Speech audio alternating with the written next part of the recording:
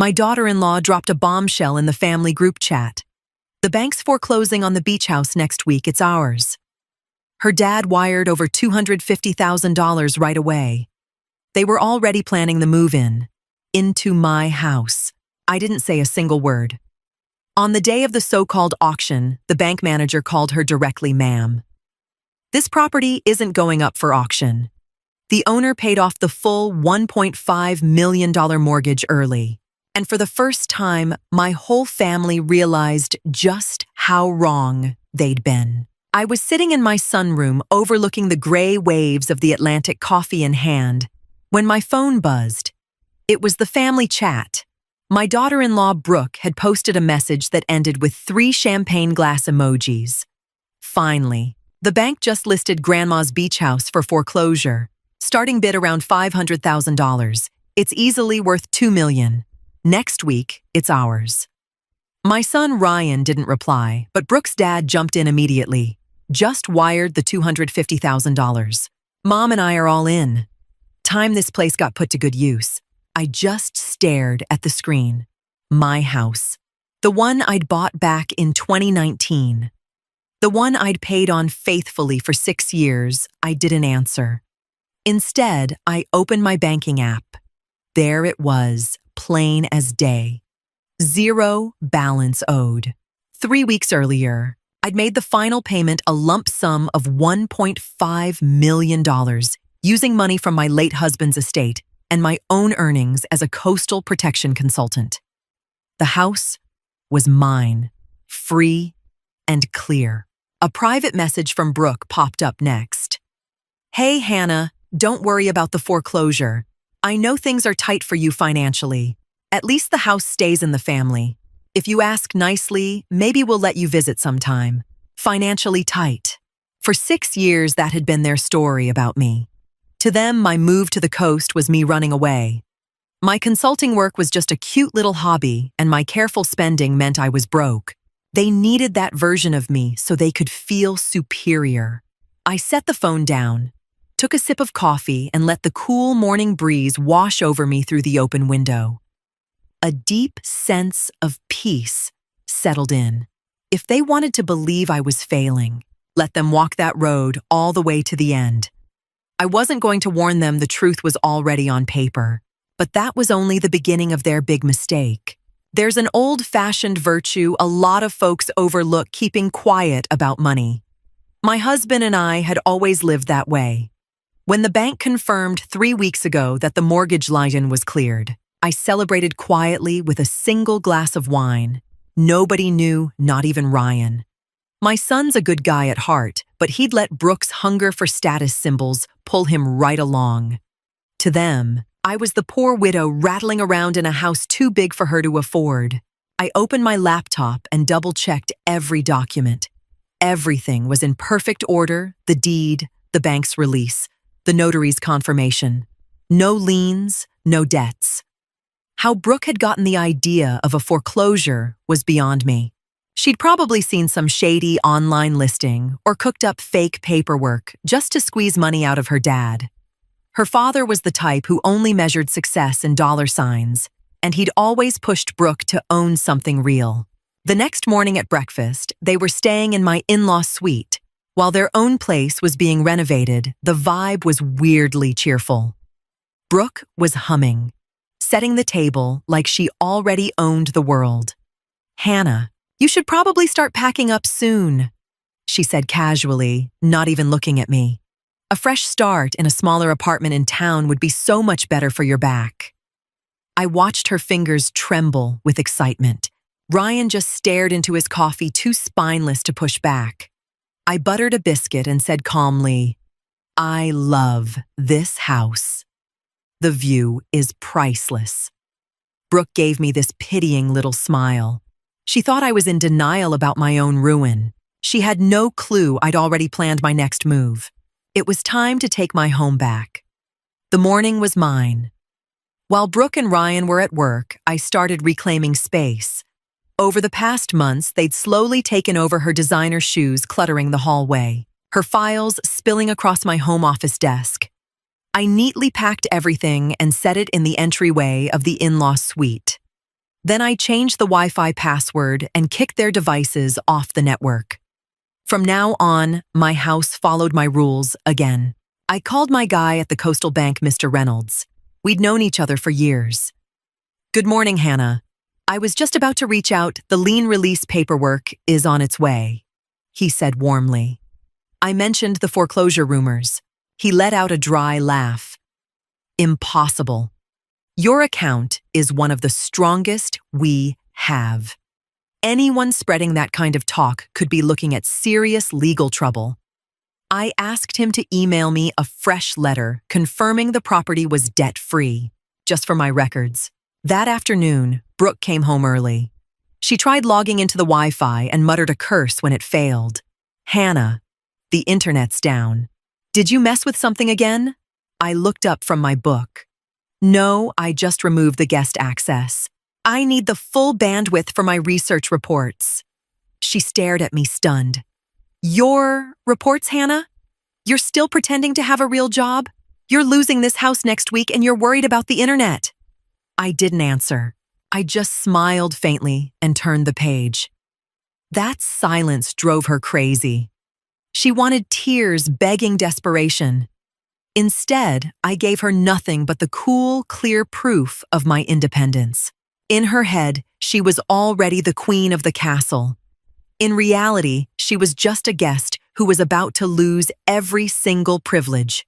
2 days before the supposed auction, we were back at the breakfast table. Brooke could barely contain herself. She'd already called contractors to update the beach house exterior. "I'm thinking a sleek, dark gray would look amazing. That classic white is so 80s, she said, shooting me a dismissive glance. "Ryan, we should rip out the garden too. Hannah's roses are way too much maintenance." Ryan nodded weakly. "Whatever you think, babe." It broke my heart a little to see how little backbone my own son had, but I knew the only way to wake him up was with cold, hard reality. "You know," I said quietly, setting my knife down, "gardens take time to grow. So does trust." Brooke laughed out loud. "Trust doesn't pay the bills, Hannah. You bit off more than you could chew." That beach house was a mistake. Dad says it's a miracle the bank waited this long. I looked her straight in the eye. "So your dad wired $250,000 for a property he's never even seen." And without checking the title, Brooke flushed for a second, then recovered. "He trusts me. We have the auction appointment Thursday morning at 10, then we'll handle all the legal stuff." I could tell she really believed it. She'd gotten so wrapped up in the fantasy of rescuing me while inheriting my house that she'd blocked out all logic.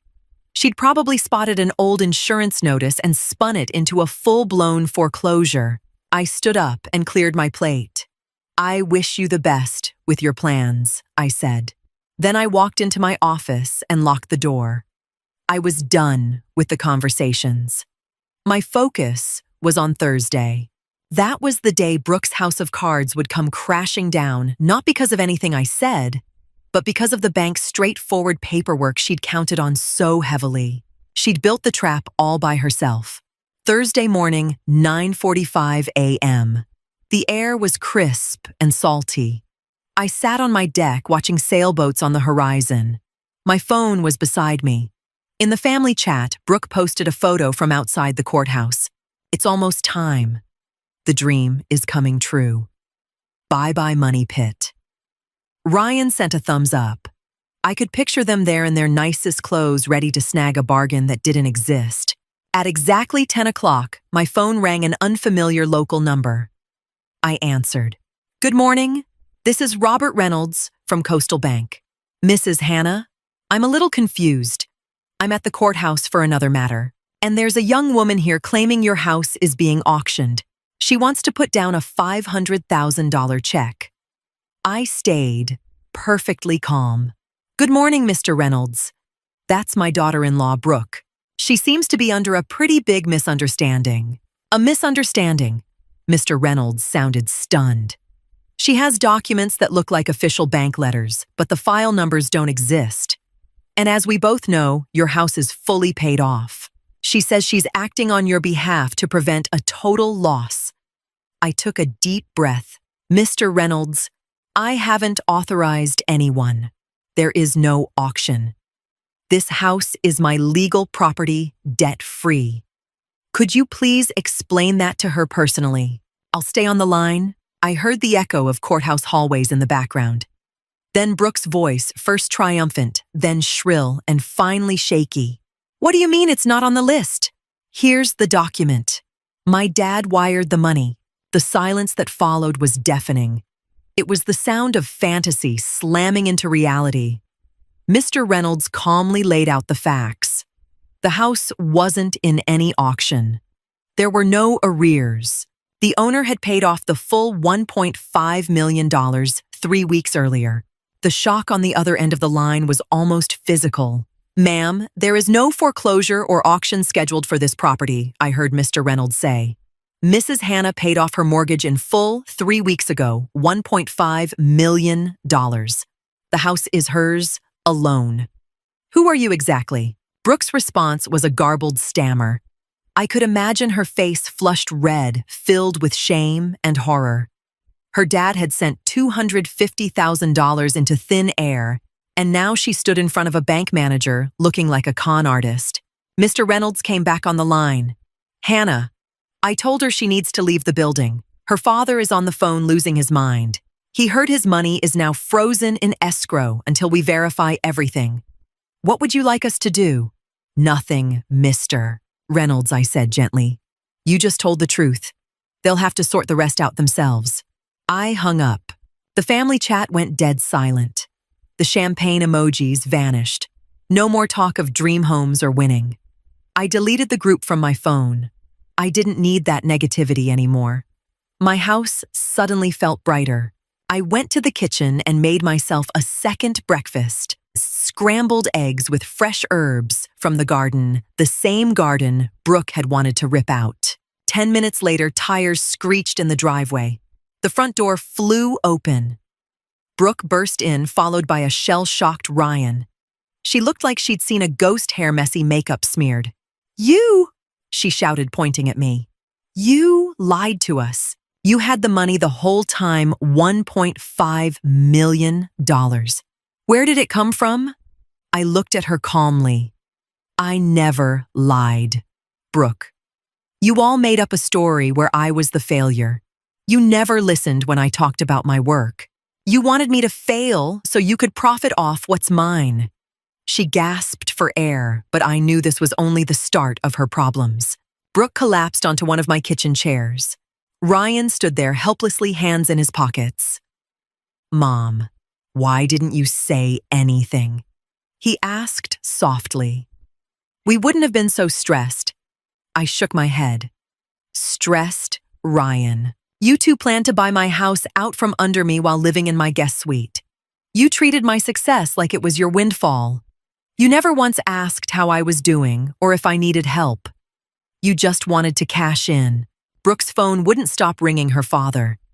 I could hear him yelling from across the table. He wanted his money back immediately, but the bank had frozen it because of the suspicious fake auction documents. Banks don't play around with that kind of thing. Brooke's dad had sunk his savings plus a loan into this investment. Now he was staring at a mountain of debt, and the cash was tangled in red tape. We're ruined, Brooke whispered. Dad's going to kill me. The down payment on our new car, the vacation deposit. Everything was riding on this. I felt zero pity. This was the direct result of their greed. They'd bet on my downfall and lost big. That's not my problem, I said firmly. You're both adults. You tried to betray me. I stood and walked to the window. I want you both out of the guest suite by tomorrow evening, I said, keeping my voice even. The locks will be changed at 6 p.m. You can pick up your things from the hallway. Ryan looked horrified. But Mom, where are we supposed to go? You both have jobs, I replied. Find a hotel or an apartment just like you advised me when you thought I was losing the house. The pain in Ryan's eyes was real, but it was the only language he understood. He needed to learn to take responsibility for his own life instead of riding along on his wife's schemes. Their free ride in my house was over. The rest of the day was filled with frantic packing. I heard suitcases rolling and muffled arguing from the guest suite. Brooke wasn't crying in anger anymore. She was crying in desperation. Without her dad's financial backup and without my house on the horizon, her whole status symbol fantasy had collapsed. They'd been living beyond their means, always assuming a big inheritance or a cheap house would bail them out. That evening, there was a soft knock at my door. It was Ryan. He looked exhausted. "Can I come in for a minute?" I let him in. We sat at the kitchen table where I used to sit with his father. "I really messed everything up, didn't I?" he asked. "You stood by while she manipulated me," I said. "You let her disrespect me in my own home. You hoped she was right so you wouldn't have to feel bad about not being as financially stable as I am." Ryan dropped his head. "She always said you were old-fashioned and didn't understand money." She sounded so confident. Confidence comes from facts. Ryan not wishes I answered. I told him about my years as a consultant, the fees I'd invested wisely, and the life insurance from his dad that I'd left untouched until it was time to pay off the house. I described the mental list I'd kept of every time they'd dismissed or belittled me, every success they'd written off as luck. "I'm not helping you this time, Ryan," I said clearly. "Not with this. You'll have to work it out with Brooke's dad and the bank yourself. That's the price of staying silent." He nodded slowly. For the first time in years, he really looked at me not as the needy mom, but as the woman they'd all underestimated. It was a painful wake-up call, but it was necessary. He had to feel the weight of his mistakes if he was ever going to change.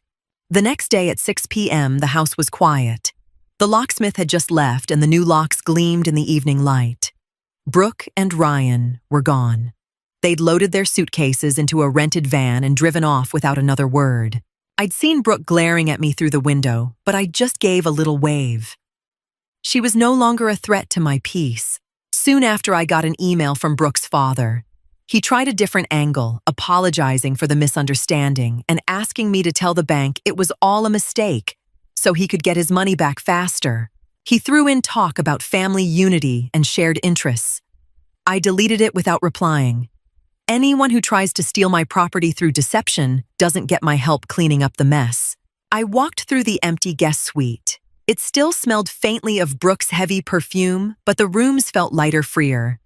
I opened all the windows and let the sea breeze rush in. I wouldn't rent this space out anymore. Maybe I'd turn it into a studio or extra room for my research. I finally had the space and quiet I'd always wanted. My phone buzzed. A text from Ryan. "We found a little inn for now. Brooke's staying with her parents. I'm starting to sort things out." "I'm sorry, Mom." I didn't reply right away. Apologies are easy when you've lost everything. Actions are what matter. I set the phone aside and stepped out onto the deck. The sky was turning purple and orange. The only sound was the waves. I was alone, but I wasn't lonely. I was finally back in charge of my own life. The storm had passed and the coast looked clearer than ever. 2 months later, I was back on my deck. The beach house was now officially registered as my home office and research station for the coastal project. I'd landed a major contract with the National Maritime Foundation. My name was on the report that was being cited in all the professional journals. No one called my work a hobby anymore. Brooke and Ryan were living in a small rental apartment. After a lot of back and forth, her dad eventually got most of his money back from the bank, minus hefty fees and the interest on his loan. The relationship between the families was shattered, but that didn't bother me. I'd learned that blood alone doesn't make family. Family is the people who celebrate your wins and respect your boundaries. Ryan visits me now and then, alone. We talk about the ocean, his job, and the small steps he's taking. He seems more grounded, less caught up in Brooke's greed. We're slowly rebuilding our relationship, one honest conversation at a time, on a foundation of truth instead of expectations. I haven't seen Brooke since, and that's one of the greatest gifts of all. I looked at my house, white, classic, and standing tall. It wasn't a monument to the past. It was an anchor for my future. That $1.5 million had been well spent not just on bricks and mortar, but on my freedom and peace of mind. I took a deep breath of the salty air. I was Hannah, 65 years old, widow, coastal expert, and proud owner of my own life. The books were balanced, the numbers added up, and I was finally completely and permanently home. Not everyone who stays quiet is weak. Sometimes they just let the truth speak for itself.